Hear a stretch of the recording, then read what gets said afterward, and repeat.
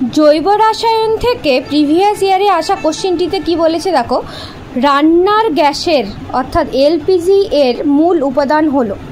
তাহলে এই যে আমরা দেখতে পাচ্ছি এলপিজি, এরকম আরও কয়েকটি জৈব গ্যাস আছে, যেমন এলপিজি, সিএনজি, পিএনজি, পেট্রোল, এগুলো সম্পর্কে আমাদের জানতে হবে। এখানে বলা আছে এলপিজি এর মূল উপাদান কি। অপশানে বলা আছে প্রোপেন ও বিউটেন, নাকি মিথেন, নাকি প্রাকৃতিক গ্যাস, নাকি হচ্ছে অ্যাসিটিলিন। তাহলে আমাদের জানতে হবে এই গ্যাসগুলোর মধ্যে কি কি থাকে মূল উপাদান।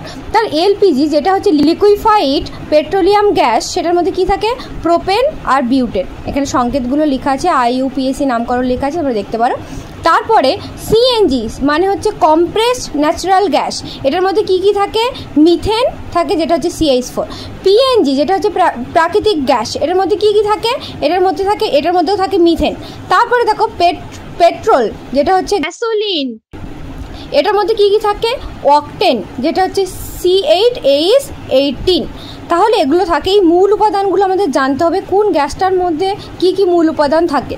তাহলে এখানে জিজ্ঞাসা করেছিল রান্নার গ্যাসের, যেমন হচ্ছে এলপিজি এর মূল উপাদান কি, আমরা দেখতে পেলাম প্রোপেন আর বিউটেন। তাহলে সঠিক উত্তর হয়ে যাবে অপশন এ।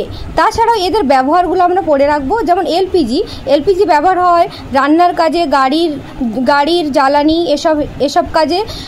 সিএনজি সেটা কোথায় ব্যবহার হয়, গাড়ির জ্বালানিতে। পিএনজি প্রাকৃতিক গ্যাস, সেটা ব্যবহার হয় কোথায়, রান্না বা ইন্ডাস্ট্রিতে। আর পেট্রোল যেটা ব্যবহার হয় মোটর গাড়ি, বাইক ইত্যাদিতে।